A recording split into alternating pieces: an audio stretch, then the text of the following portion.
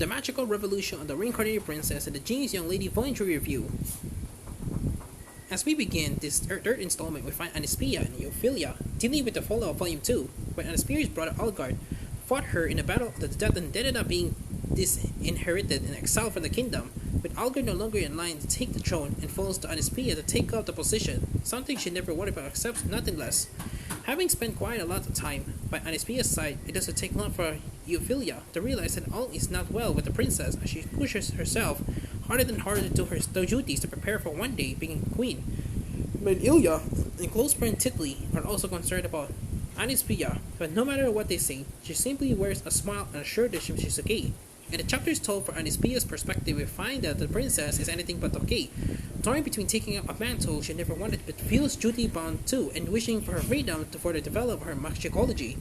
Our protagonist is only one step away from a complete mental breakdown. This is why the rest of the cast are so concerned with her up and walls around her heart, showing how the fixed smile is likely to never give away to her real feelings if someone doesn't intervene. So it falls to Ophelia to save Anispia the reversal of the roles from Volume 1. The more time Ophelia has spent with the princess, the closer the pair have become, and now Ophelia freely admits she loves Anispia. Yes, for you fans out there, this is mean romantically. She can't stand to see the person she feels so strongly for really heading into the future. Will she no longer be happy if there's even a small chance of finding someone else or something else to prevent Anispia from becoming queen? You keep it short, Ophelia will find it. One of the afterward Volume 2, Author Vieira Carasu said it was the end of the first arc.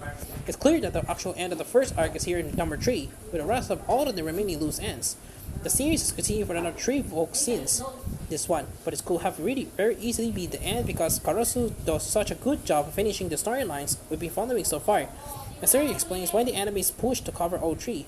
Despite having to contents down this installment quite heavily because it's a good place to put this series down. It's not just a story that makes this a good book.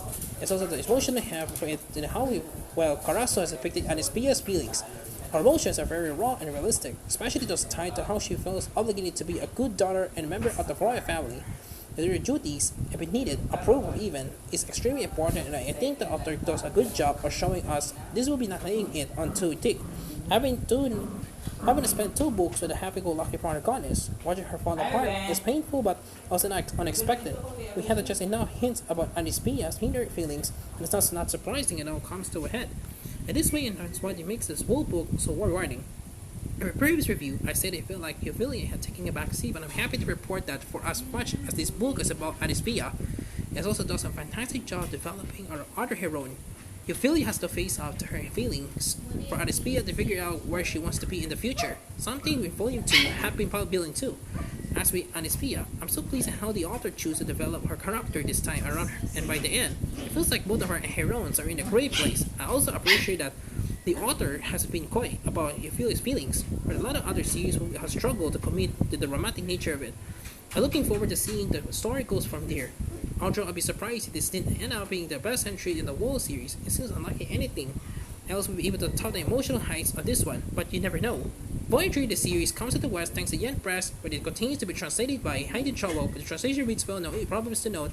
As a general rule, I will advise against looking at the color pages at the front of this release before finishing the book, since there are some fixed significant spoilers contained with the scenes depicted this time around.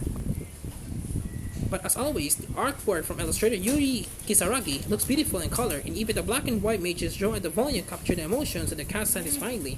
At the time you're writing Volume 4 is scheduled for English release in April, so if you're looking for new content after the end of the anime, you won't have long to wait. Overall, the magical revolution of Reincarnated Princess and the Genius Young Lady Volume 3 brings the first arc to the incredibly satisfying conclusion.